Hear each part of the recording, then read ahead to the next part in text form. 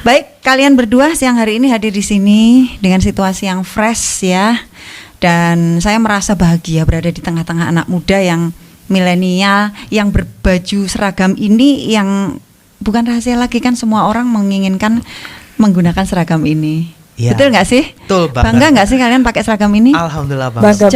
Sejauh mana rasa setelah pakai seragam itu dengan sebelumnya tuh yang signifikan nampak kita? Saya seorang pemimpi dari desa yang sebenarnya nggak punya kesempatan untuk sekolah waktu itu, tetapi ada satu bagi saya beliau adalah malaikat penyelamat bagi saya. Kok jadi sedih ya? Tenang aja, nggak apa-apa. Oke, jadi ada satu guru PNS yang benar-benar respect sama saya gitu kan. Saya alhamdulillah waktu itu lulusan terbaik di SMP negeri di kecamatan saya luar gitu biasa. kan. Tetapi saya nggak punya kesempatan untuk sekolah gitu karena memang secara ekonomi dari keluarga saya memang waktu itu menyekolahkan di kota atau di jenjang lebih tinggi itu kayak memang masih kurang gitu. Sementara di rumah masih banyak orang yang sesepuh yang harus dibiayai oleh orang tua saya. Waktu itu memang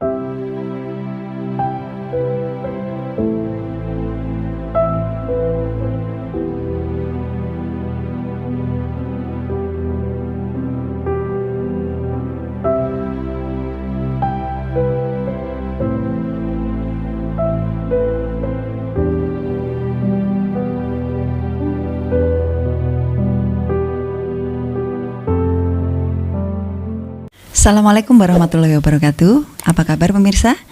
Saya Uti Handayani kembali hadir di podcast Room Kemenak pada kesempatan hari ini, yang tentu saja akan menghadirkan obrolan-obrolan menarik yang semoga bermanfaat untuk Anda semuanya.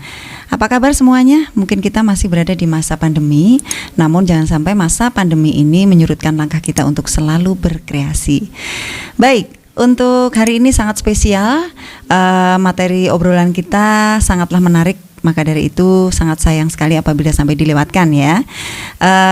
Anda tahu bahwa setiap manusia dalam perjalanan hidupnya selalu memiliki perkembangan dan juga perubahan. Ada yang berkali-kali sukses, namun ada juga yang tidak sedikit mengalami kegagalan. Dan semua itu akan mendapatkan reaksi yang berbeda-beda antara satu orang dengan orang yang lainnya. Ada yang ketika gagal itu langsung lemah, langsung drop, langsung tidak bisa menguasai diri. Namun ada juga yang mengalami kesuksesan tapi justru merasa dalam situasi yang sangat tertekan karena tidak tahan berada dalam puncak popularitas. Nah, pada kesempatan siang hari ini telah hadir dua orang narasumber kita yang sangat luar biasa. Masih muda dan mereka tentu saja mengalami banyak hal yang tidak mudah sampai berada di titik ini. Mereka juga pernah jatuh, tapi mereka juga pernah sukses. Tentu saja Anda semuanya penasaran ya, bagaimana mereka bisa melalui beberapa kegagalan, kesulitan yang pernah mereka alami. Dan mungkin juga Anda semuanya nanti akan terinspirasi. Apa saja sih trik-trik yang mereka lakukan sehingga berada di titik yang diinginkan oleh semua orang tanpa adanya syarat-syarat yang membuat mereka merasa tertekan, bahkan merasa bahwa ini semuanya terlalu berat dalam hidupnya. Baik, langsung saja kita temui narasumber kita, dua orang spesial hari ini. Sesuai dengan tema kita hari ini adalah cerita inspiratif yang barangkali sangat menginspirasi Anda semuanya. Oke, selamat siang. Halo, siang. Apa kabar? Siang. Ada cewek cantik, ada cowok cakep. Udah, ini pasangan yang serasi. Ibarat masakan tuh ada garamnya terasa, gulanya juga terasa. Pas kan? Pas, okay. Selamat siang, assalamualaikum Mbak Deviana Eka Ratna Safitri. Waalaikumsalam. Selamat siang juga Mas Susila Argalita. Argaleta ya. Argaleta ya. Oke, selamat siang. Gimana kabarnya? Sehat semuanya? Alhamdulillah sehat. Oke. Kita masih berada di situasi pandemi. Pernah nggak sih merasa terganggu dengan situasi ini? Kan kita tahu ya, hampir 50% perjalanan hidup kita selama 1,5 tahun ini tidak seperti biasanya kan. Kita kemana-mana harus bermasker, kemudian kita harus jaga jarak, kemudian kita harus apalagi tidak berkerumun. Pasti ini mengganggu ya kan, kalian masih muda-muda yang merasa nggak terbatasi. Aduh, aku menjadi mau ngopi, aku menjadi mau ke kantor, menjadi begini. Sebelum kita masuk ke pokok pembicaraan kita hari ini kayaknya pasti membebani banget sih. Jadi ya ruang gerak kita itu terbatas gitu. Kita mau ngapain ada batasan. Nggak semua apa yang biasanya kita jangkau itu nggak bisa dijangkau sekarang gitu. Kalau Mbak Devi gimana? Enjoy aja kan, sebagai wanita ya, kaum hawa ya, kita kan terbiasa tampil perfect, terus kita tampil cantik di hadapan semua orang, terus tiba-tiba harus ketutup masker. Ya, itu salah satunya. Jadi sama yang dibilang oleh Mas Arga tadi, ruang gerak kita menjadi lebih terbatas. Iya. Kalau untuk saya sendiri sebagai cewek ya, kalau sebelumnya itu keluar kita bermake up full, karena sekarang pakai masker ya mungkin hanya pakai alis, pakai bedak, dah itu aja. Ya. Jadi ada penghematan dalam Iya, titik ada hemat tertentu ya. Betul. Oke, baik. Memang siapapun dengan perubahan ini pastilah merasa ada ketidaknyamanan gitu ya. Dan ketidaknyamanan itu jangan sampai membuat kita terganggu, terus kita berhenti berkarya, terus kita jadi malas-malasan. Kalau orang Jawa bilang ewoh oleh papan pekewoh. Mas Arga tahu itu artinya apa? Enggak. Jadi kita itu udah males, terus kita dapat ruangnya, otomatis deh udah kita anggap wis rasah gitu ya. Jadi itu sedikit filosofi Jawa yang bagus sekali ya, yang mestinya bisa kita pakai sebagai patokan bahwa apapun yang kita lakukan jangan dengan karena alasan-alasan tertentu kita menjadi semakin males. Baik, kalian berdua siang hari ini hadir di sini dengan situasi yang fresh ya. Dan saya merasa bahagia berada di tengah-tengah anak muda yang milenial, yang berbaju seragam ini, yang bukan rahasia lagi kan, semua orang menginginkan menggunakan seragam ini. Ya, betul nggak sih? Betul banget. Bangga nggak sih kalian pakai seragam ini? Alhamdulillah banget. Bangga banget. Sejauh mana rasa setelah pakai seragam itu dengan sebelumnya itu yang signifikan nampak kita apa Mbak Devi? Kalau saya sendiri sih lebih ke pencapaian diri sendiri sih, karena bisa lolos untuk menjadi PNS dan juga bisa membanggakan orang tua saya. Iya. Kalau Mas Arga lebih keren, lebih percaya diri. Yang jelas jadi kebanggaan keluarga sih pertama itu karena saya dari desa dan memang keluarga saya itu titik puncak kesuksesan seorang sarjana itu kalau misalkan dia sudah keterima jadi pegawai negeri sipil gitu ya. Jadi keluarga saya nggak tahu seberapa berprestasi saya di swasta waktu itu untuk mencapai titik saya keterima di perusahaan ini itu sebenarnya cukup bagus sebenarnya. Cuman karena memang apa ya, yang namanya bukan hanya sekedar filosofi ya, tetapi mindset orang desa, terutama keluarga saya itu.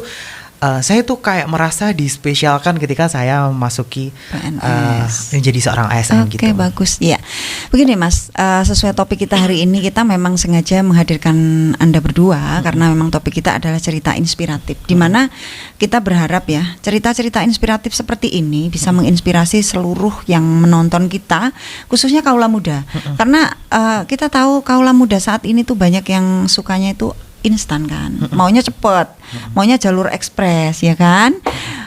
Aku pengen jadi pegawai ini, kemudian kita lobby sana sini. Orang tua pun juga tanpa diminta kan mereka berlomba-lomba, bahkan ketika masih sekolah mereka sudah menyiapkan dana tertentu dengan target tertentu dan hasil tertentu gitu ya. Maka kehadiran Anda berdua nanti diharapkan bisa memberikan inspirasi bagi mereka yang secara perekonomian mungkin berada di bawah dan mereka punya intelektual yang bagus, agar mereka bisa bersemangat bahwa ternyata ASN juga bisa dicapai dengan usaha yang keras gitu ya Mas Arga ya. Benar banget. Okay. Dan ini sebelumnya gini ya Mas ya, ASN aparatur sipil negara, dan akhir-akhir ini juga rame sih 2021 saya dengar ada semacam formasi besar-besaran, ada P3K, ada PNS, karena ASN sekarang kan ada dua ya, ya kan. Yang saya pikirkan begini ya, Mas Arga asli orang Malang ya? Malang benar. Keren. Saya belum bisa move on dari kota Malang. Pernah hidup lama di sana sih. Benar banget. Kalau Mbak Devi di mana? Di Surabaya. Ya, sebelum di sini saya di Surabaya. Oke, sama-sama kota besar ya Mas Arga ya? Iya. Cuman bagi saya Malang tetap spesial. Ya. Orangnya juga spesial loh. Iya, kota dingin penuh kenangan kalau yang bukan Malang. Okay. Jadi gini, ASN atau PNS di kota besar dengan di kota kecil seperti Ponorogo itu sebetulnya sudut pandangnya tentu berbeda kan Mas ya. Gini, katakanlah profesi di pedesaan itu memang hingga saat ini yang diunggul-unggulkan tuh PNS, kayak di lingkungan desa ya Mas ya. PNS kalau sudah seperti itu semua cewek-cewek nempel Mas, cowok juga. Jadi bisa jadi orang-orang tertentu mengkriteriakan pasangannya itu kebetulan berdua belum ya. Kriterianya PNS. PNS itu menjadi sebuah kriteria yang notabene menaikkan rating. Iya. Betul nggak sih? Betul banget. Merasa nggak sih? Betul Jadi banget. Jadi ternyata fenomena ini juga masih terjadi di kota besar ya, seperti Malang misalnya, keluarga akan merasa bangga seperti itu. Dan memang ini sebuah hal yang pantas kita syukuri ya Mas ya. Tapi sebelum kita ngobrol lebih jauh, sebelum kita ke bagaimana sih akhirnya PNS menjadi sesuatu yang harus pantas kita syukuri sebagai sesuatu yang besar, pencapaian teratas kita ya Mas ya. Tentu kalian berdua punya perjalanan panjang kan untuk mencapai ini semua.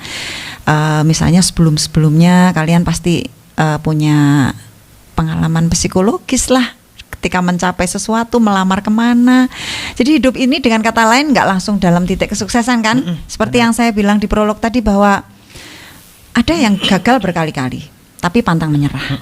Ada yang gagal tapi justru KO Mas. Nggak sedikit kan ya orang gagal yang jadi depresi kan, malu, nggak mampu menghadapi dunia ini. Itu pernah nggak ada di kalian? Kalau Mbak Devi kayaknya belum ya? Nggak ya, kok belum sih? Kalau Mas Arga pernah nggak di titik? Ya pernah di titik. Gimana awal-awal menghadapi dunia nyata. Jadi ketika di wisuda kita kan heboh ya. Arga siapa tadi? Susila Arga Leta. Kemudian wisudawan, kita bangga. Setelah lepas toga, jadilah kita menghadapi kenyataan hidup yang sesungguhnya kan. Gimana? Kalau sebenarnya sih titik terendah saya atau prepare saya menghadapi dunia sih bukan lepas toga sih sebenarnya. Sejauh sebelum itu sebenarnya. Gimana saya seorang pemimpi dari desa yang sebenarnya nggak punya kesempatan untuk sekolah waktu itu, tetapi ada satu bagi saya beliau adalah malaikat penyelamat bagi saya.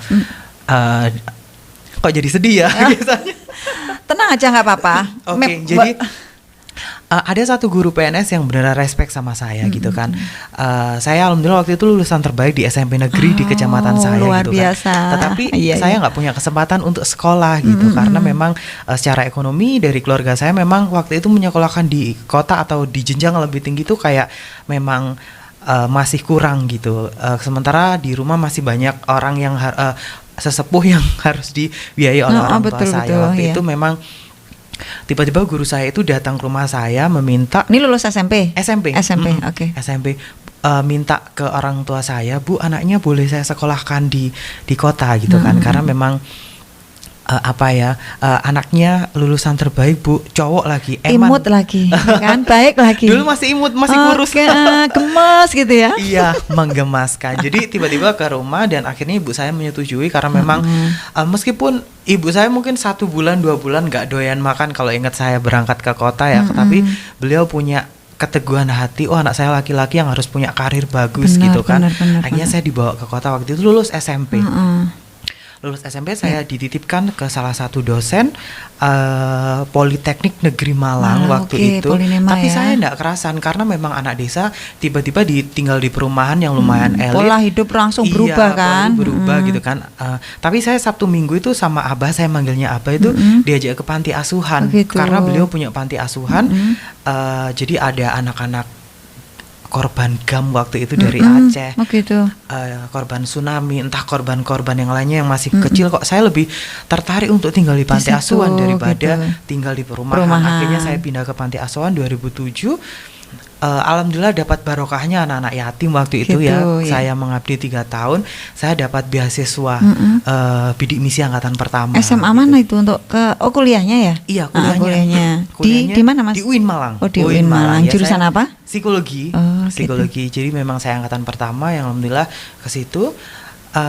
Di panti asuhan dari SMA sampai kuliah itu memang saya dididik oleh orang-orang yang sangat luar biasa. Mentalnya beneran digembleng banget di situ. Jadi alhamdulillah ketika lulus kuliah, saya kerja pertama saya di Telkom waktu itu sebagai call center 147 dan saya adalah orang yang suka banget berproses gitu. Jadi satu tahun saya pindah gitu kan. Bukan berarti saya ini nggak baik di perusahaan itu nggak, tetapi saya pengen selama usia jangkauan dalam arti mungkin batas maksimal ngelamar kerja 27 ya. Waktu itu saya lulus 23 kalau nggak 24. Jadi sebisa mungkin 1 tahun sekali saya pindah. Jadi pertama di Telkom Indonesia, call center 147, pindah ke Surabaya di Bank Mega Regional Surabaya, habis itu pindah ke Malang lagi. Luar biasa. Di BCA, terus terakhir di perusahaan mobil, dan kemudian ibu saya meminta. Ini instansinya beda-beda ya, Iya, Telkom. tetapi semuanya customer service. Gini ya, maksud saya gini, bukankah sebuah pencapaian kita bisa dibilang berhasil di titik ini butuh waktu kan, 1 tahun gitu ya. 1 tahun itu bisa bicara apa, Mas? Saya kan memang kerja itu selalu menggunakan passion, dan kebetulan passion saya di dunia public speaking yang memang matching sama customer service yang gimana tata bahasa melayani orang melayani gitu. dengan sabar ya. Pasti Dengan customernya setulus pasti hati, nyari-nyari pasti. ini. Aku kalau nggak mau kalau nggak Mas Arga nggak mau, pasti Iya, gitu ya. Banyak beberapa yang kayak gitu sih. Oke, Jadi iya. ya itu semuanya adalah proses yang membuat saya bisa sampai titik ini gitu. Karena menjadi seorang ASN, dia yang pertama harus punya wawasan luas, betul. experience-nya dia juga harus beneran dapat. Jadi nggak semata-mata Ajimu mau ngeterima PNS, lu bisa apa masuk sini gitu Iya, kan. betul, Jadi betul kalau sekali. misalkan ditanya waktu dari Kanwil kamu bisa apa kalau masuk PNS gitu. Jadi saya mengeksplor apa yang menjadi pengalaman saya sebelumnya. Oke, bagus sekali ya. Luar biasa loh pengalamannya Mas Arga ini. Saya melihat Mas Arga ini pantang menyerah dari lingkungan sosial yang beda banget. Orangnya juga mudah menyesuaikan ya. Ibaratnya Iya. pasir ya kan, tahu kan?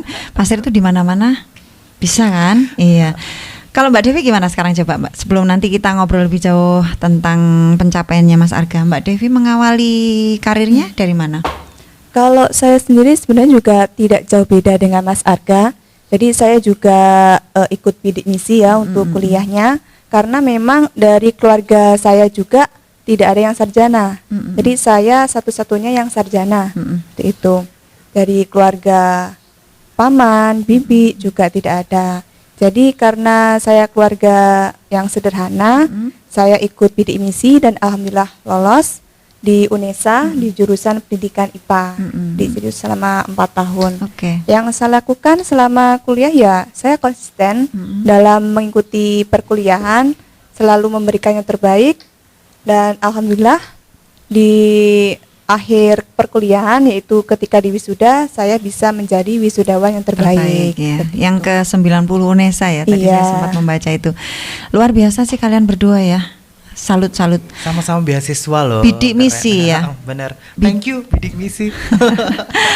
Bidik misi ini ternyata yang saya dengar sampai saat ini ya, bagi kalian berdua ternyata benar-benar berjasa dalam kehidupan kalian ya. Intinya dalam tanda kutip program pemerintah ini sukses ya, perlu dilanjutkan gitu ya. Perlu banget. Benar-benar ini membantu, karena pada saat itu kalau tidak salah untuk bidik misi ini kita benar-benar gratis, dapat ongkos Iya, living cost. ya dalam 1 bulan. Maksudnya untuk kurun waktu kuliahnya itu Iya, semuanya gitu ya. 8 Jadi benar-benar semester. meringankan ini ya. Bener banget. Oke, tapi kalau di dunia perkuliahan yang seperti itu mengurangi nggak rasa percaya diri kita, Mas? Oh, kalau saya sih enggak, justru malah diapresiasi sama teman-teman sih gitu. Karena kita punya nilai plus ya. Iya, Bidik nilai misi itu plus, nggak iya. cuman bagi mereka yang nggak mampu, tapi secara intelektual, secara kemampuan akademis kita memang unggul gitu ya. Misi itu kan miskin dan sinya tuh berprestasi. Betul, Jadi betul. kita mau masuk itu harus punya sertifikat. Kita mau lomba, kita ngikuti apa, bener-bener tesnya itu kan nasional gitu. Jadi tesnya beberapa kali sih waktu itu saya. Oke, secara prestasi, oke, ya kan. Tinggal nunggu fasilitasnya, dan ini sudah didapatkan. Yang akhirnya kalian betul-betul bisa mengemban amanah itu kan. Jadi kuliah ternyata nggak penting ya, kayak kita harus dari anaknya siapa, seperti itu. Yang penting kan hasil output yang kita keluarkan seperti apa gitu ya Mbak Devi ya. Ya, betul sekali. Oke. Terus karir pertama kali yang Mbak Devi jejakkan, apa langsung bener terjun di dunia pendidikan? Kalau Mas Arga tadi kan liku-likunya Pindah-pindah. lewat Telkom, kemudian sempat di apa Mas tadi Mas? Di Bank BCA. Di Bank BCA itu luar biasa loh ya. Jadi apa ya? Mungkin semua orang pengen juga kan gitu loh. Kalau Mbak Devi mengawalinya? Kalau saya dulu sebenarnya juga sempat kepikiran untuk kerja kantoran ya, seperti di bank atau nanti di perusahaan apa gitu. Cuman karena setelah wisuda itu kemarin ada lowongan pekerjaan menjadi seorang guru fisika di salah satu sekolah internasional di Surabaya. Jadi saya mencoba untuk daftar ke sana, dan akhirnya saya lolos seleksi dan bekerja di sana selama 2 Sekolah tahun. swasta ya? Iya, Oh, sekolah swasta. Oke. Baik, tadi kami juga ingin mengetahui lebih jauh ya tentang Mas Arga tadi ya. Tadi kan banyak cerita di beberapa instansi yang mungkin membuat Mas Arga itu banyak pengalamannya. Yang akhirnya menjadi PNS bukan sekedar Asal keterima asal gitu. keterima aja kan. Makanya kita menduduki sebuah kursi kan. Kalau kita cuma asal tes keterima ya kosong kan. Iya. Gitu ya. Jadi muatannya tuh nggak ada. Makanya PNS yang benar-benar memiliki kompetensi gitu ya Mas ya. Iya, Nah, gimana punya gimana? pengalaman. Benar-benar punya pengalaman. Nah, Iya.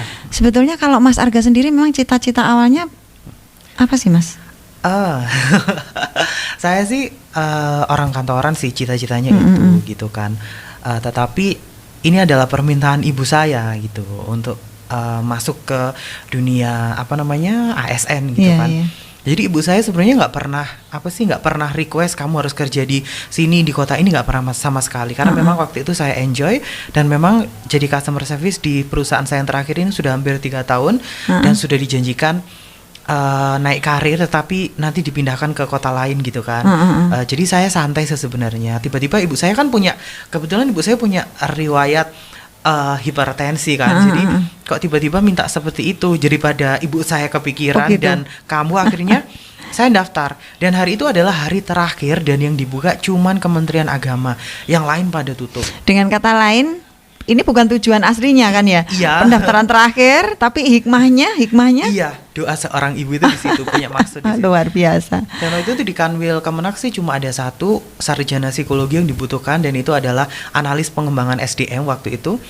Jadi ya itu yang saya ambil gitu. Sementara teman-teman saya di Malang itu rata-rata dosen dan guru yang kebetulan memang mereka daftar juga gitu. Mereka yang membantu saya proses dari awal. Ya sempat dikomplain sih.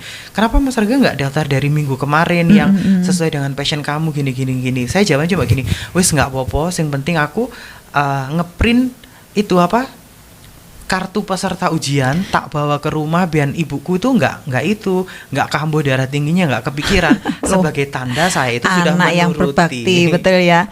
Ibarat panggung, ada panggung kan Mas. Kamu mau dikasih peran apa aja oke gitu ya. Oke. Jadi mau menjadi peran utama oke, mau antagonis oke, mau Oke. protagonis oke gitu ya. Iya. Emang ada sekolah drama nggak sih?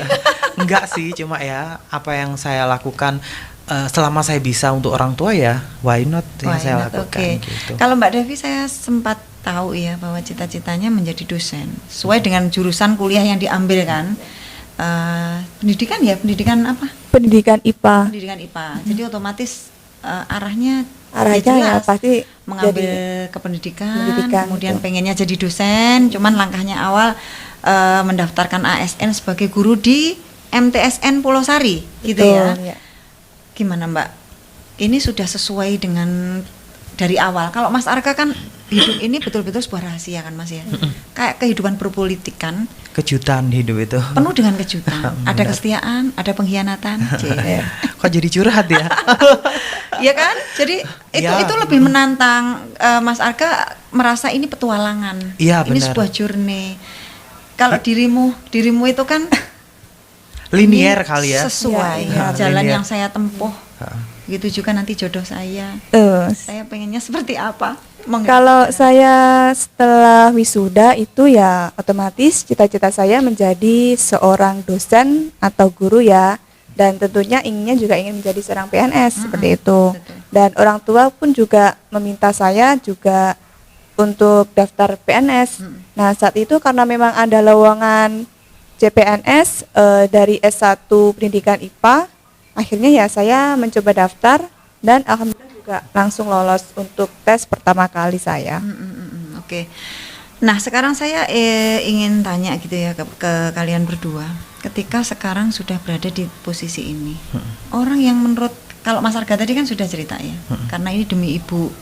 Ibu saya darah tinggi, luar biasa loh. Dia memikirkan orang-orang yang ada di sekitarnya. Dia belum bahagia sebelum orang yang dicintai juga bahagia, kan begitu ya. Kalau Bapak masih ya? Masih ada? Masih, alhamdulillah, Masih, masih. alhamdulillah. Jadi Mbak Devi pun juga masih lengkap? Alhamdulillah masih Nah, lengkap. Sekarang kalau Mas Arga tadi jelas ya, dia memiliki sebuah motivasi bahwa ibu adalah orang yang harus kita bahagiakan. Benar. Dan kebetulan dengan membahagiakan ibu, kebahagiaan yang lain tuh kan akan mengikuti gitu benar. loh. Kalau Mbak Devi, orang yang paling berpengaruh terhadap prosesnya ini siapa? Ya tentunya orang tua ya. Orang tua. Iya, orang Ada tua yang yang lain? selalu mensupport. Oh, belum ada sementara.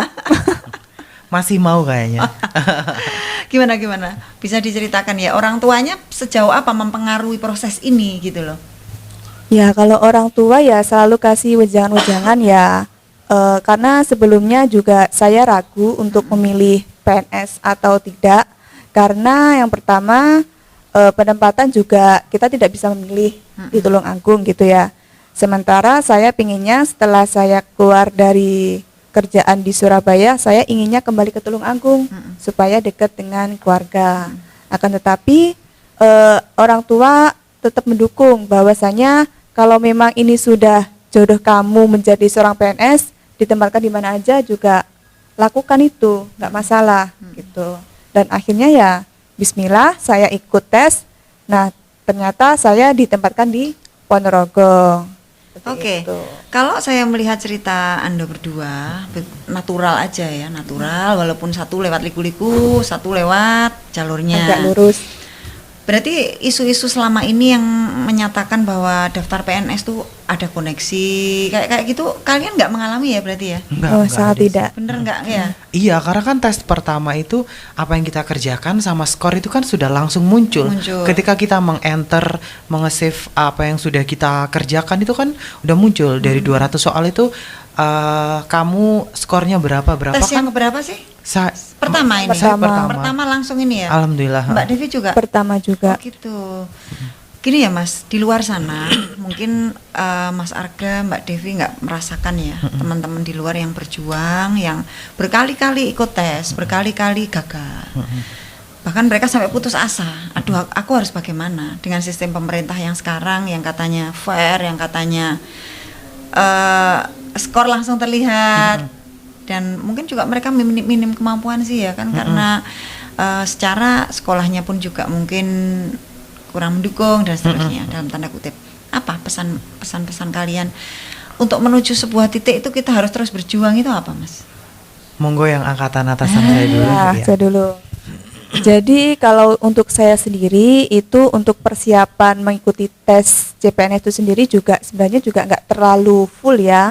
Karena saat itu juga saya kerja, berangkat pagi, nyampai rumah juga hampir jam 5, malam juga sudah agak capek, dan saat itu juga saya juga masih menggeluti bisnis saya yang tadi membuat souvenir itu tadi. Nah jadi untuk waktu belajar pun sebenarnya juga terbatas, akan tapi saya memanfaatkan waktu yang saya punya, paling nggak 1 minggu itu saya harus belajar untuk persiapan Berarti tes. kalian berdua ini gitu. sebetulnya multi talent loh ya. Ini yang notabene jurusan pendidikan. Dia juga wira swasta loh. Dia bisa membuat souvenir, kan berkreasi juga, ada jiwa-jiwa seni prakarya gitu ya berarti ya. Ya saya suka sih seperti itu. Gitu. Kalau Mas Hobi. Arga ada nggak? Saya dunia entertain sih. Cenderung ke dunia Iya. entertain. Oh iya, sempat sih saya lihat Mas Arga beberapa pengalaman ya, kayak talkshow sama Didi Kempot, ya, Iya. kayak sama siapa? Ya banyak ya pengalamannya, bisa sedikit diceritakan juga mempengaruhi perjalanan karirnya seperti apa? Kalau tadi Bu Devi di dunia apa ya? Kayak Usaha bikin-bikin. gitu ya, bikin-bikin. Iya, kalau saya sih memang di dunia entertain gitu kan. Karena di Malang saya teman-teman ya banyak di entertain, rata-rata jebolan kayak Indonesian Idol ataupun gitu. teman-teman ajang pencarian Berarti bakat yang bisa lainnya. nyanyi juga ya? Dikit. Saya biasanya nge-MC aja. Dari situ saya kebawa teman saya, jadi gabung ke IO yang bisa saya nge-MC dan Terus sekarang nggak kesiksa? Harus berada di ruangan yang terkotak begini dengan seragam begini, kita kan bisa action pakai jas, kita bisa cuap-cuap sana sini. masih kok, masih. Saya kalau masih open order. Kalau weekend sih, kemarin terakhir saya ada wedding di Malang. Ini nanti minggu depan ada di Malang lagi. Bulan Juli ada kayaknya di Madiun sini ya. Sudah mulai memasuki market Madiun sini, insya Allah. Merasa pekerjaan itu menyenangkan ya. Soalnya kita secara dandan-dandan, kemudian action-action di depan orang, terus ngomong-ngomong itu menikmati banget ya, enak ya. Karena itu passion. Jadi passion itu kan gabungan antara apa yang kita suka dengan apa yang kita bisa. Benar, gitu. jadi kita nggak ada ya. paksa. Kita cari uang itu fun gitu. Kita seneng, happy, kita tampil mungkin keren gitu. Terus ketemu sama orang-orang yang menyenangkan, dapat duit, itu kan satu hal yang biasa. Kayak Bu Devi kan suka bikin kerajinan ini dan alhamdulillah bisa diuangkan, itu kan satu hal yang sangat ada kepuasan gitu loh. Ini karya, entah ini bisa berwujud barang atau ini berwujud verbal aja, kita ditampil di depan orang gitu ya. Luar biasa kalian itu. Nah, sekarang gini, seperti yang tadi sudah pernah saya sampaikan ya, bahwa kadang-kadang kita ini merupakan sebuah, ada kehati-hatian ya, orang-orang tertentu yang sempat terpuruk, orang-orang yang pernah berada di puncak. Saya pernah dengar ceritanya Michael Jackson nggak Mas? Michael Jackson itu saat dia berada di puncak karirnya, dia justru bunuh diri. Ya kalau nggak salah seperti itu ya. Dia mendapatkan tekanan yang luar biasa dari berbagai pihak yang akhirnya dia nggak kuat. Padahal saat itu dia di puncak popularitas, gaji banyak, ya kan? Nah, Anda berdua merasa nggak? Aku ini berlebihan, yang aku harus orang-orang ke aku pasti ngasihnya nilai plus gitu ya. Merasa nggak kayak gitu itu? Ya, aku merasa. lebih kan sekarang kayak gitu itu. Iya, kalau mungkin Bu Devi dulu. Gimana? Apa tadi? Jadi gini ya, setiap pencapaian gini aja, membuat kalian merasa sombong nggak? Oh, gitu. Kan ada ya orang itu kalau ada pencapaian tuh terus oh ini gue gitu ini kan. gitu loh. Oke. Bu Devi gimana? Kalau saya sendiri ya, sampai saat ini pun saya masih apa adanya ya, masih seperti yang dahulu sebelum saya menjadi PNS. Karena bagi saya baik itu PNS atau bukan, ya kita harus jadi diri sendiri, harus bisa menjadi inspirasi bagi orang lain, tetap harus bisa membanggakan semua orang. Mas Arga? Kalau saya ya tetap aja sih menjadi pribadi yang seorang diri apa adanya. Jadi ya nggak perlu yang seperti itu, karena kan nikmat Allah itu kan bisa kapan aja dicabut gitu kan. Jadi bukan berarti kita harus semena-mena gitu loh. Oke. Terus ini bisa dikatakan pencapaian, tapi belum bisa kita katakan sebagai puncak, ya kan? Belum. Puncak karena apa? Ya sebagai manusia itu sejatinya kita kan harus selalu terus belajar dan terus belajar. Benar. Apa langkah selanjutnya peningkatan karir kalian? Maksudnya kita kan nggak cukup berada di titik aku sudah jadi ASN, aku sudah berada di zona nyaman. Yang notabene kita tahu manusia nggak pernah ada di zona nyaman. Setelah ini apa rencana kalian? Kalau saya sendiri, karena saya menjadi seorang guru, ya otomatis saya ingin mengembangkan diri saya. Guru yang bagaimana? Menjadi guru yang lebih baik, lebih kreatif, lebih bisa mungkin membuat media pembelajaran yang lebih menarik siswa ya. Begitu. Karena rata-rata selama saya mengajar ini banyak siswa yang memang kurang aktif, kurang semangat dalam mengikuti pembelajaran. Jadi mungkin ke depan tugas ya, guru baru yang masih muda gitu ya. Oke. Intinya harus kreatif sebagai seorang guru. Kalian berdua berada di bawah naungan Kementerian Agama kan, yang tentu saja ini nama yang tanda kutip berbeda. Ketika kalian kuliah berada di bawah naungan Kementerian Pendidikan gitu ya.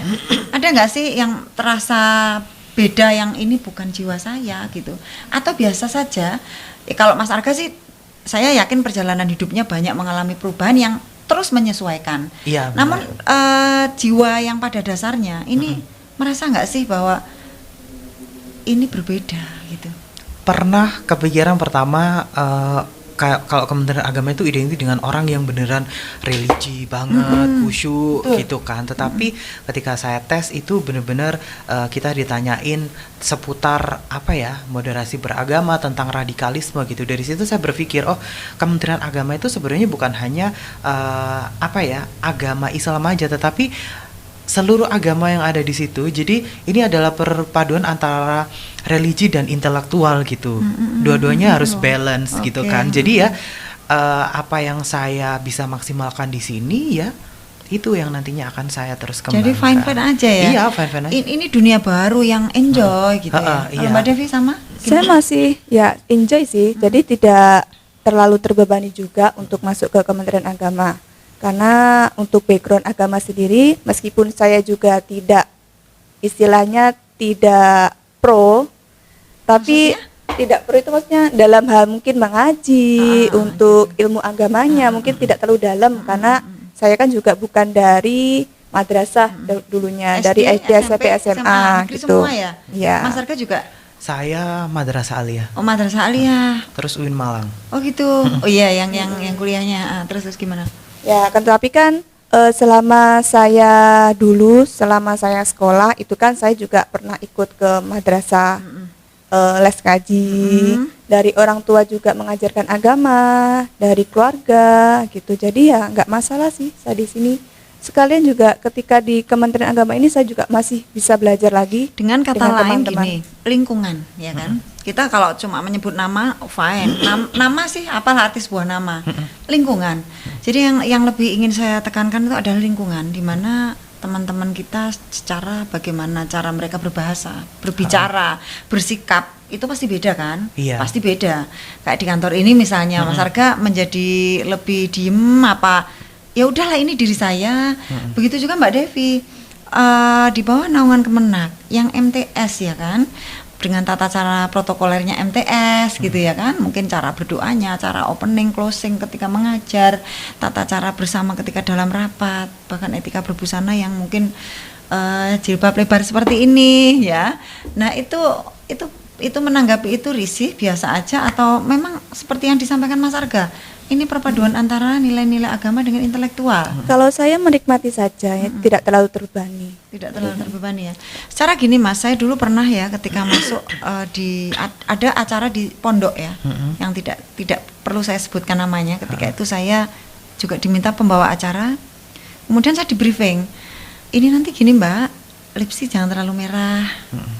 Saya mengalami kemudian pakai kaos kaki. Ya kalau kaos kaki sih sekarang siapapun ya, motivasi kaos kaki itu tidak lagi menutup lah, tidak hanya menutup tapi melindungi kita dari terik matahari misalnya, kayak gitu.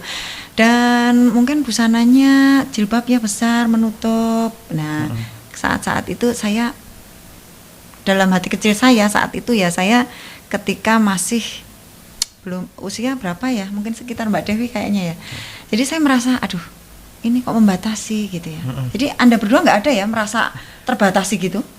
Enggak sih, jadi yang pertama saya masuk ke Kementerian Agama Kabupaten Ponorogo dan alhamdulillah disambut baik. Saya kenal cepat dengan rekan-rekan seruangan ataupun kasih-kasih yang lain kayak gitu kan. Jadi yang pertama gini, saya tetap menjadi diri saya.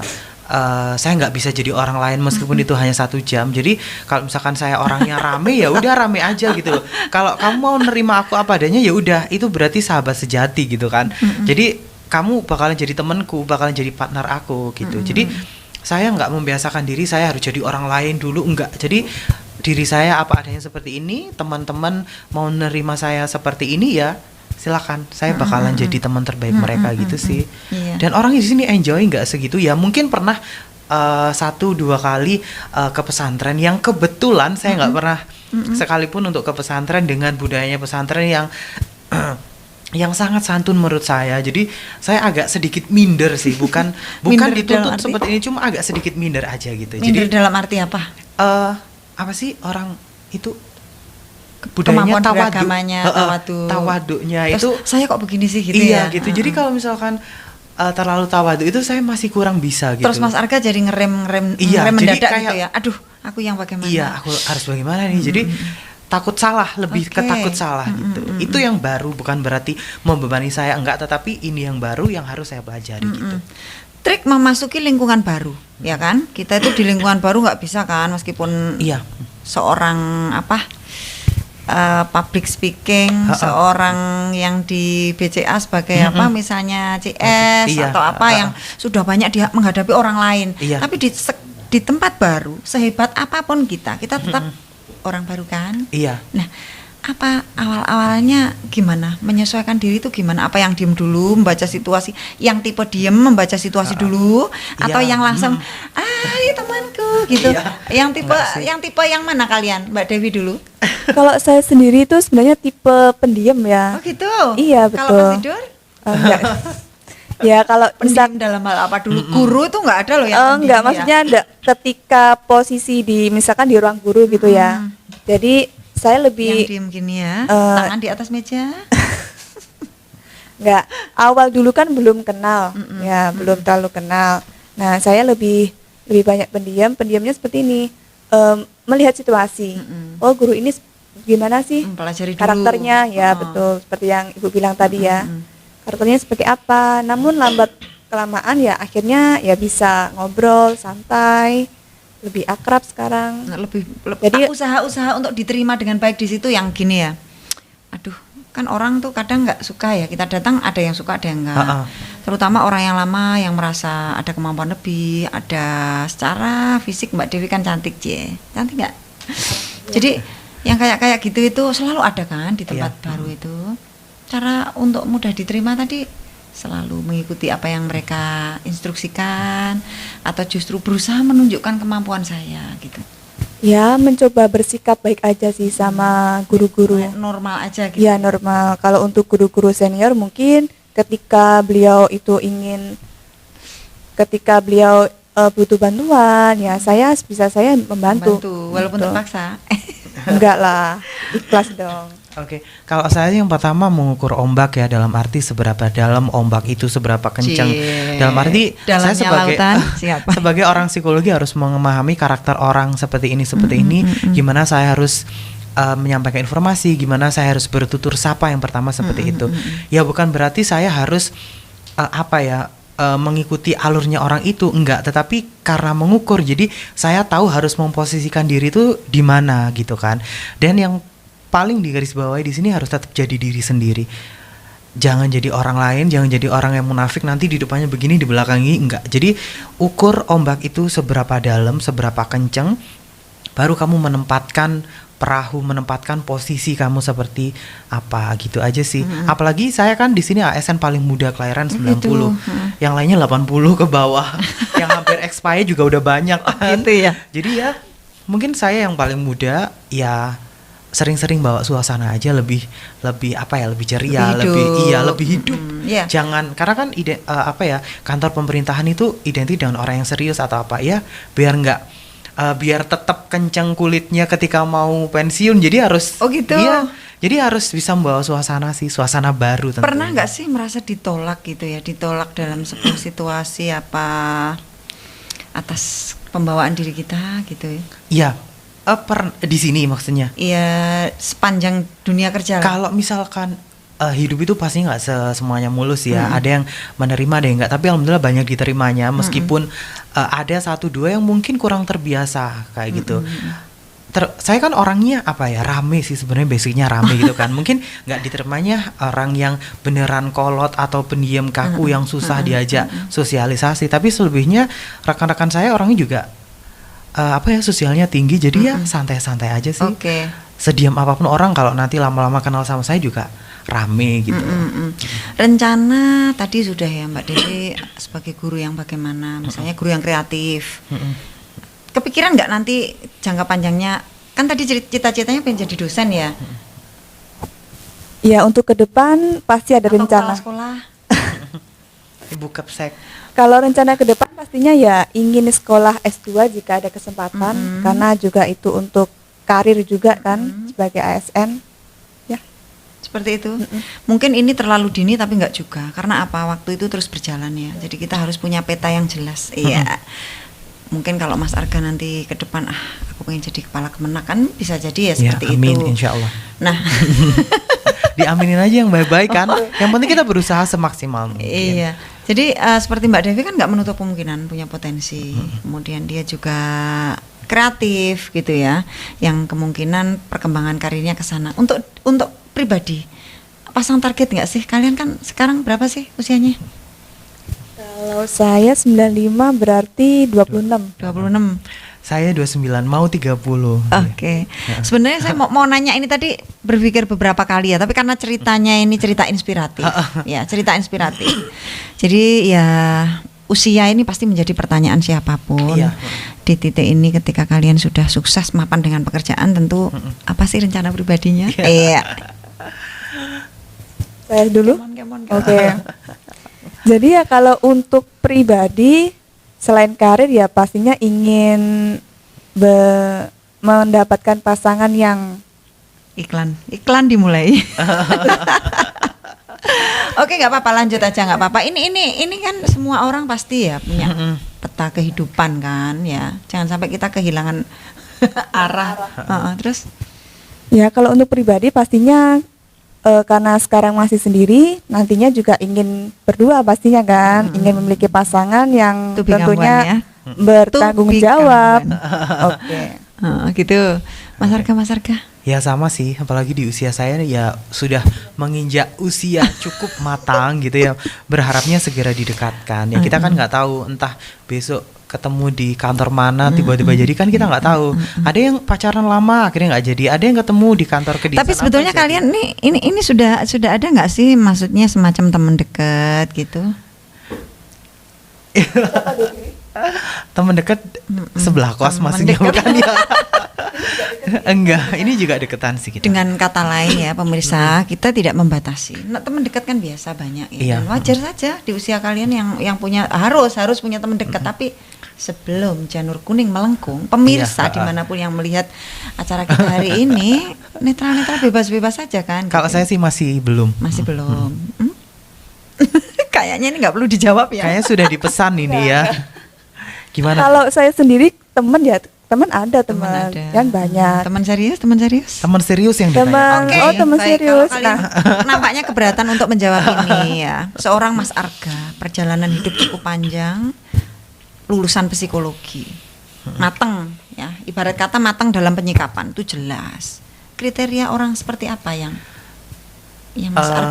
Mas Arga sukai? Oke, Ya, sukai itu kan nggak harus nanti yang didapatkan kayak itu Iya, kan, minimal yang keibuan. Iya, benar.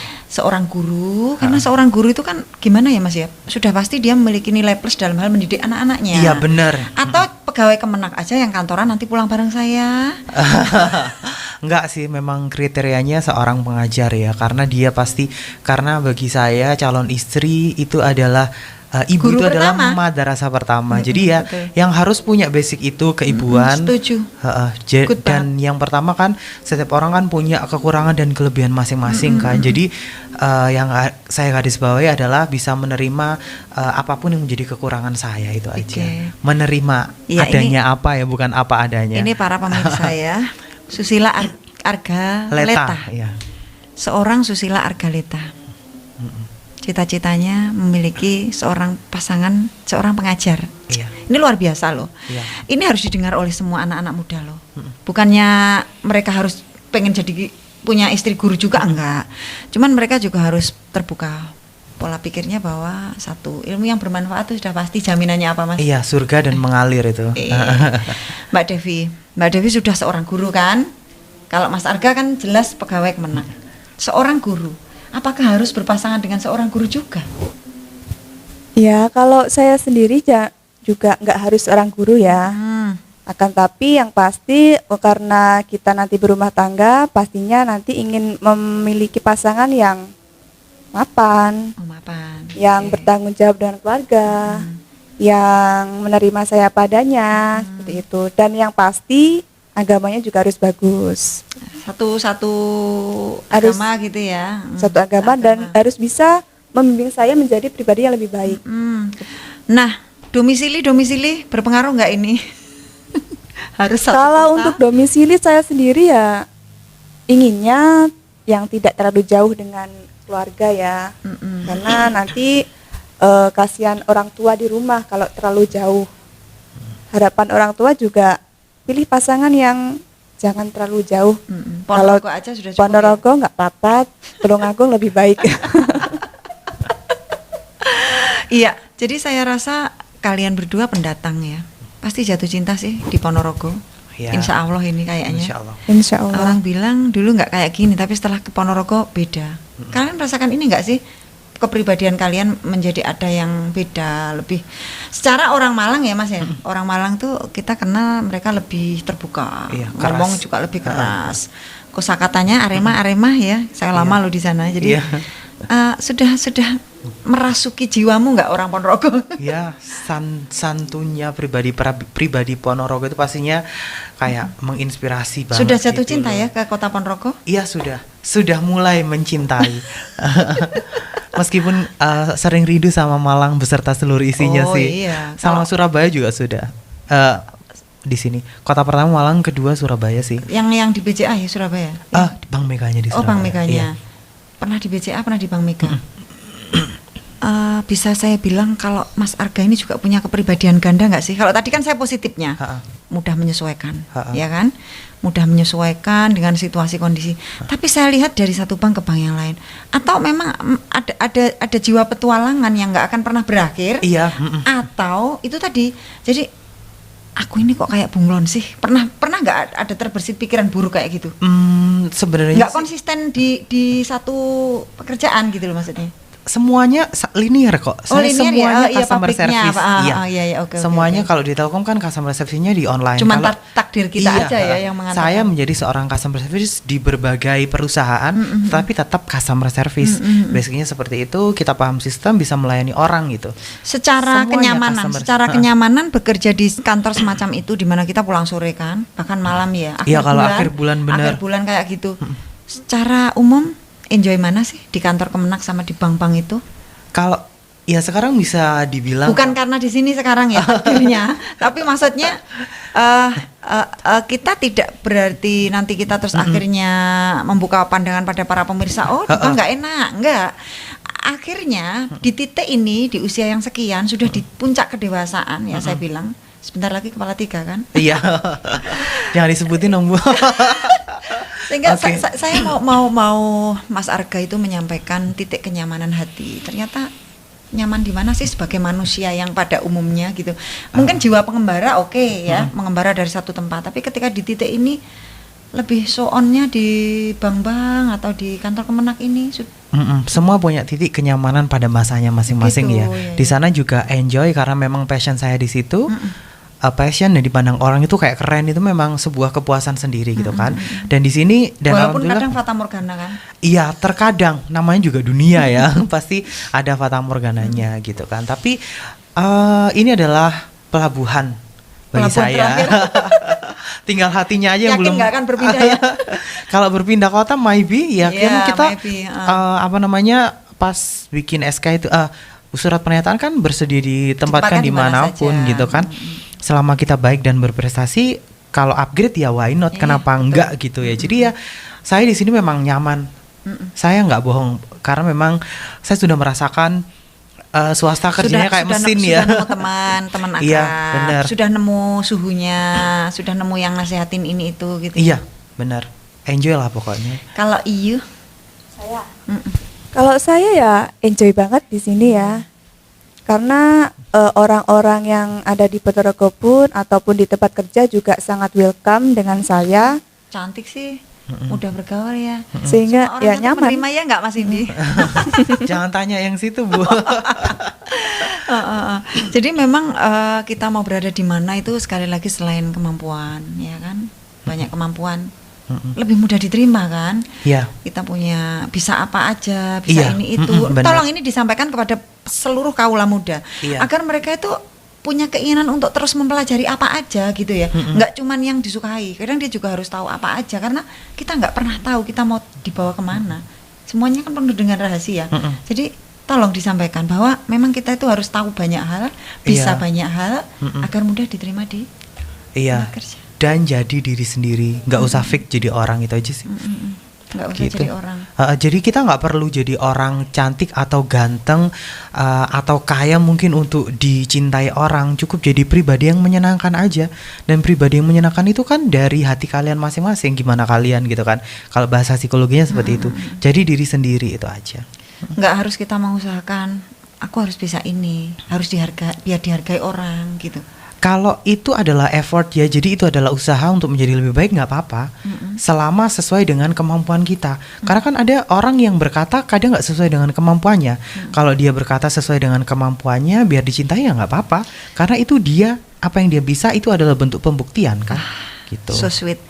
Iya, Mas Arga, pernah nggak sih merasa apa ya yang dilakukan di pekerjaan sebelumnya ya, orang-orang mengalami kesulitan dalam menangani seseorang, menaklukkan lebih tepatnya kan CS ya. Iya. Jadi kita harus bisa menyampaikan sesuatu dengan baik, diterima.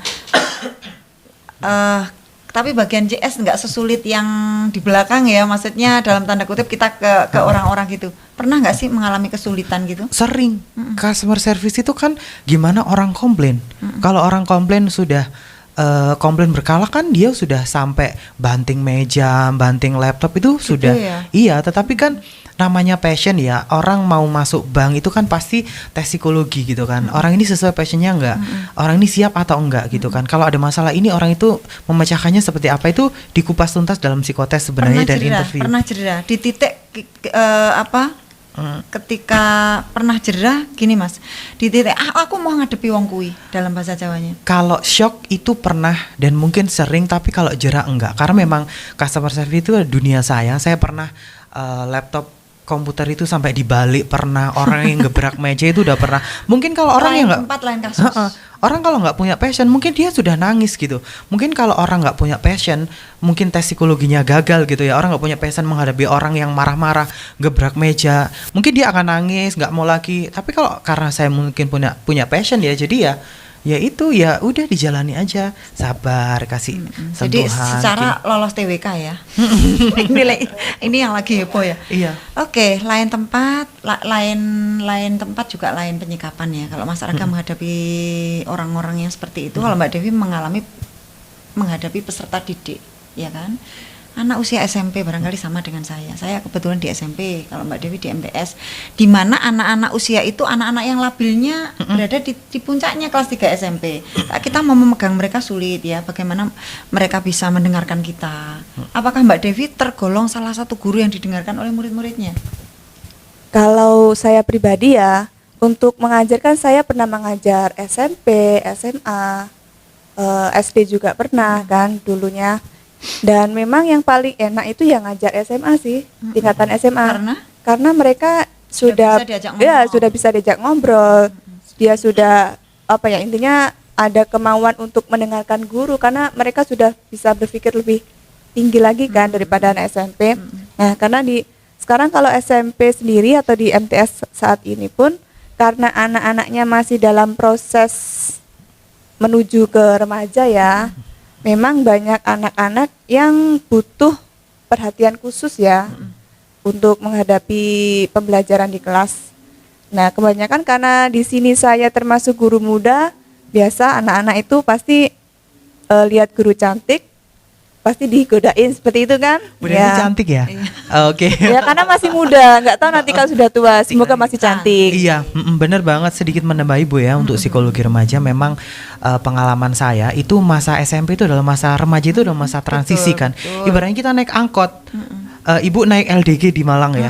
Itu kita mau naik GL kan harus nyebrang dulu. Nah, masa nyebrang itu adalah masa remaja. Bener-bener kita harus benar-benar tahu karakter anak seperti apa, auditori, visual, ataupun kinestetik.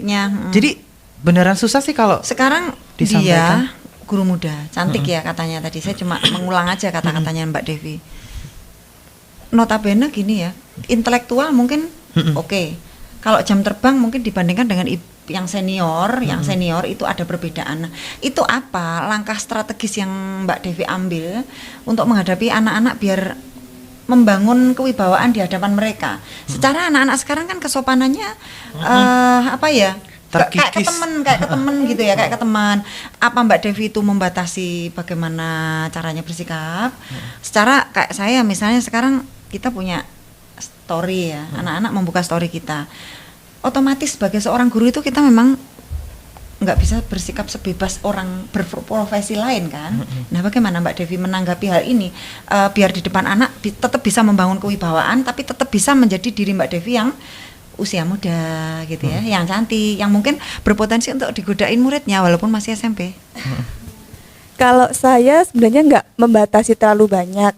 yang terpenting ketika kita bertemu di dalam kelas itu saya berusaha untuk berwibawa ya supaya mereka juga menghargai saya. Akan tapi juga saya tidak membatasi diri terlalu jauh, artinya saya juga ingin menjadi teman mereka supaya mereka juga enjoy belajar dengan saya. Pernah nggak sih murid merasa kayak nggak menghargai gitu?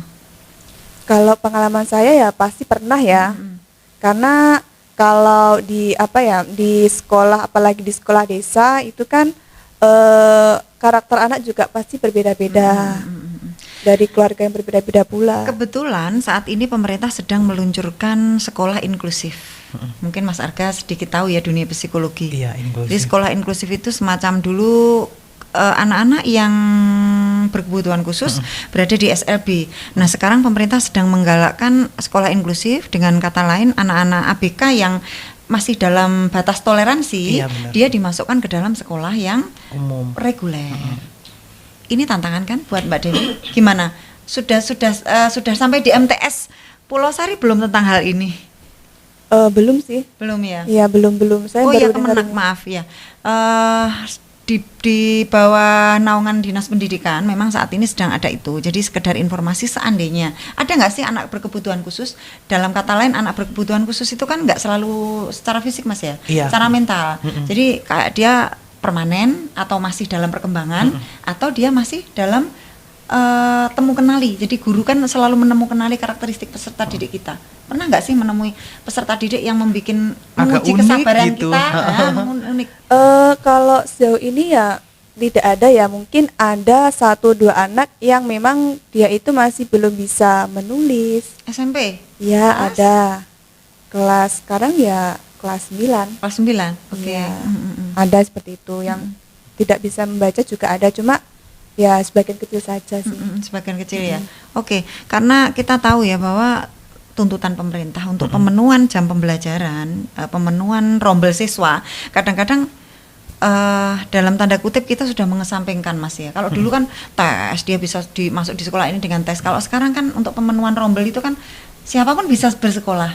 Dan ini kebetulan mendekati PPDB. Jadi pendaftaran calon peserta didik baru, yang mana ada jalur zonasi, ada afirmasi, ada jalur perpindahan orang tua dan lain-lain, termasuk afirmasi. Kita sebagai guru harus siap menerima siswa berkebutuhan khusus itu, termasuk dalam hal pendengaran, penglihatan. Gimana, siap menghadapi seperti itu sebagai guru muda? Ya, harus siap. Pasti Gimana? harus siap. Maksudnya siapnya itu apa yang ada dalam gambaran Mbak Devi menghadapi murid seperti itu? Kita kan nggak mungkin ya, kita harus berada di kelas yang nyaman dengan murid-murid yang normal, dengan intelektual yang tinggi semua kan, Mas Arga. Sarah ada kelas unggulan, mengenal ya kelas unggulan. Kalau saya ditempatkan di kelas unggulan pasti dia juga enak kan jadi guru. Cepet, kerjaan kita gitu enak ya. Kita nggak perlu kerja keras, kita nggak perlu itu. Gimana Mbak Devi? Kalau mungkin ya kan karena karakter anak berbeda-beda ya, mungkin nanti kita ada pembagian kelas seperti itu. Jadi ada kelas yang lebih unggul, ada kelas yang biasa saja, atau ada kelas yang memang perlu treatment yang lebih khusus seperti itu. Karena supaya anak-anak juga mendapatkan ilmu yang dapat diserap oleh mereka. Karena tidak semua model pembelajaran itu cocok untuk mereka. Oke, memang itu tugas seorang guru, Mas Arga. Jadi kita harus tahu karakteristik peserta didik kita itu untuk mengetahui pelayanan seperti apa yang akan kita berikan pada mereka. Oke, ya kita tadi ngobrolnya udah banyak ya. Banyak banget. Sampai monggo diminum dulu. Iya, silakan. Yang jelas sesuai tema kita hari ini ya, bahwa cerita inspiratif kalian hendaknya bisa menginspirasi semua orang, sehingga bagaimana kalian berada di posisi berseragam korpri ini bisa menginspirasi banyak orang. Rasanya kurang lengkap jika kalian nggak menyampaikan ya trik dan tip apa.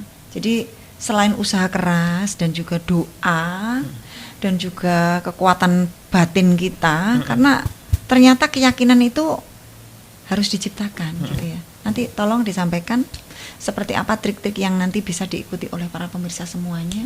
Bisa dari Mas Arga dulu, monggo. Oke, jadi Bu Devi aja. Untuk tipsnya bagi kalian yang ingin lolos mengikuti tes CPNS, maka ada banyak hal yang perlu kalian persiapkan. Yang pertama adalah kalian harus lihat peluang terlebih dahulu. Jadi peluang ini bisa dilihat dari website ataupun sosial media, karena sekarang informasi bisa kita akses dari mana saja Setiap ya. saat ya, betul. Ya. Jadi untuk yang kedua, yang pastinya adalah kita harus mempersiapkan materi dan juga segala macam administrasi yang diperlukan. Kemudian yang ketiga adalah ini ketika kita mengetes itu kita harus menjaga stamina, menjaga kesehatan. Jangan sampai kita ketika mengikuti tes itu kita dalam kondisi ngantuk, kita dalam kondisi capek, karena itu nanti akan berpengaruh kita ketika mengikuti tes. Jadi kita tidak fokus. Dan juga ingat dalam mengikuti tes itu pasti ada yang namanya passing grade ya. Ada namanya passing grade. Jadi sebelumnya kita juga harus tahu dulu skala prioritas mana yang harus kita kerjakan lebih dahulu. Jangan sampai kita terpaku dalam satu soal saja, karena itu akan menyita waktu. Jadi ketika kita tes kita harus cepat, teliti, dan juga benar pastinya. Kemudian yang terakhir adalah ya pastinya kita harus berserah diri, kita harus berdoa, dan juga meminta restu kepada kedua orang tua. Oke, luar biasa. Secara formal seperti itu ya, Mas Arga? Itu tadi sudah disampaikan, harus memang siap ya, siap materi, belajar itu, dokumentasi sudah Ikhtiar disampaikan. kita kan, ikhtiar kita. Ikhtiar bentuk kesiapan. Dan saya tambahi buat yang pengen jadi ASN itu harus punya pengalaman wawasan yang luas sih sebenarnya. Kita harus tahu tentang kenegaraan, tentang agama apabila memang mau masuk ke Kementerian Agama seperti itu. Jadi kalian harus punya wawasan luas tentang Indonesia sebenarnya seperti itu ya. Dan kalian juga harus relax yang pertama kayak gitu. Kenapa saya info wawasan luas? Karena ada beberapa orang yang memang dia secara tes tulis dia mungkin skornya tinggi, tetapi apabila sudah interview wawasannya dia kurang. Jadi kadang kalau ngomong muatannya nggak ada gitu, ngomongnya ke kanan ke kiri gitu kan kadang. Jadi memang menjadi seorang ASN harus punya wawasan luas dan harus relax kalau misalkan memang mau interview, mau psikotes dan lain sebagainya. Karena banyak orang yang memang sudah siap nih dari rumah. Energinya 100% pas sampai atau pas itu drop gitu kan. Jadi itu aja, relax dan ikhlas gitu kan. Ikhlas. Masih banyak kesempatan, jadi keterima atau enggak, keterima itu adalah bonus, yang penting prosesnya kalian gimana gitu ya. Masih ada kesempatan berikutnya gitu. Oke. Secara umum saya memberikan garis besar ya, semua apa yang disiapkan secara normatif ini tadi saya rasa semua orang harus memahami itu, dan yang penting kata kuncinya adalah ikhlas. Ikhlas, benar. Dengan hati yang lapang, kita lebih bisa menerima apapun yang terjadi. Datang, kerjakan, lupakan. Baik, terima Ikhlas. kasih. Oh, betul, ikhlas. Jadi, kalau udah jatahnya nggak mungkin ketukar gitu. Nggak mungkin ketukar, betul. Jadi manajemen mental kita ketika memasuki ruang ujian kan begitu ya Mas ya. Datang, kerjakan, lupakan. Setelah itu kan kita serahkan. Iya. Luar biasa. Baik, terima kasih sekali ya Mas Arga. Hari ini luar biasa, Mbak Devi luar biasa. Saya bisa sharing tentang bagaimana perjalanan karir, perjalanan hidup pribadi, tadi juga curhat, ini luar biasa, semoga menginspirasi semua orang, dan kalian ini bisa saya katakan sebagai contoh bagi mereka, contoh ideal, secara multi talent, secara fisik juga menarik, terus yang tidak kalah pentingnya adalah secara intelektual sudah teruji. Kurang apa coba? Promo nih ya jadinya. Tidak ada manusia, namun yang perlu kita pahami adalah tidak ada manusia yang sempurna kan. Benar banget. Sehingga kita juga tetap seperti statement Mas Arga tadi, bahwa bisa menerima kekurangan dan kelemahan kita adalah sebuah harapan utama kita kan kepada siapapun, terhadap pemirsa yang pada kesempatan hari ini juga melihat dialog kita hari ini. Oke. Sekali lagi terima kasih, kita bisa bertemu lagi di kesempatan yang lain yang dengan topik yang berbeda, yang mungkin Mas Arga juga nanti mau berbagi-bagi ketika menjadi CS bagaimana lebih detailnya, karena yang namanya profesi itu kan nggak melulu ASN ya. Iya, benar. Kita harus membuka mata kepada seluruh pemirsa bahwa sebetulnya kita tidak hanya mencari lapangan pekerjaan, tapi kita juga membuka lapangan pekerjaan, menciptakan lapangan pekerjaan juga. Oke ya. Baik, Pemirsa dimanapun berada, perjalanan hidup manusia memang selalu menjadi rahasia yang tidak terprediksi. Seperti layaknya tadi yang saya sampaikan, seperti kehidupan berpolitik yang penuh dengan kejutan, ada kesetiaan, ada pengkhianatan yang mungkin juga kadang-kadang menyakiti hati kita, tapi juga membuat kita berbunga-bunga. Kalau bisa kita ibaratkan seperti 3 benda. Proses perjalanan hidup kita seperti 3 benda, itu ada kentang, ada telur, ada biji kopi. Pernah membaca cerita ini? Jika ketiga benda itu kita masukkan ke dalam air mendidih ketiga panci, maka ketiga benda itu akan memiliki reaksi yang berbeda. Untuk kentang yang semula keras menjadi lunak, untuk telur yang semula lunak bisa menjadi keras, untuk biji kopi bisa merubah warna dan merubah aroma dari air mendidih tadi. Begitu juga dengan perjalanan kita, bagaimana kita menyikapinya. Kita bisa menjadi orang sekeras baja ketika kita mengalami kegagalan, namun kita bisa menjadi lunak. Kita menjadi orang yang pandai bersyukur ketika kita sedang berada di puncak kesuksesan. Jadi itu pembicaraan kita hari ini, semoga saja bermanfaat untuk Anda semuanya, pemirsa yang ada di Ponorogo maupun kota-kota yang lainnya yang ada di seluruh Indonesia. Teruslah bersemangat untuk menggali potensi dan jangan pernah menyerah untuk berusaha seperti 2 orang hebat yang ada di hadapan kita hari ini. Semoga Anda terinspirasi dengan cerita kita hari ini. Terima kasih kepada narasumber kita berdua yang oke banget hari ini. Saya Uti Handayani dan seluruh tim kreatif kita dari Podcast Room Kementerian Agama Kabupaten Ponorogo mengucapkan terima kasih atas atensi dan perhatian Anda. Tentu saja kita akan berjumpa lagi pada kesempatan yang lain dengan topik yang lebih topik yang lebih menggugah lagi. Sampai jumpa edisi berikutnya. Terima kasih. Khairun nasi anfa'uhum linnas. Sebaik-baik manusia adalah manusia yang bermanfaat bagi orang lain. Make change, make history. Sampai jumpa. Wassalamualaikum warahmatullahi wabarakatuh.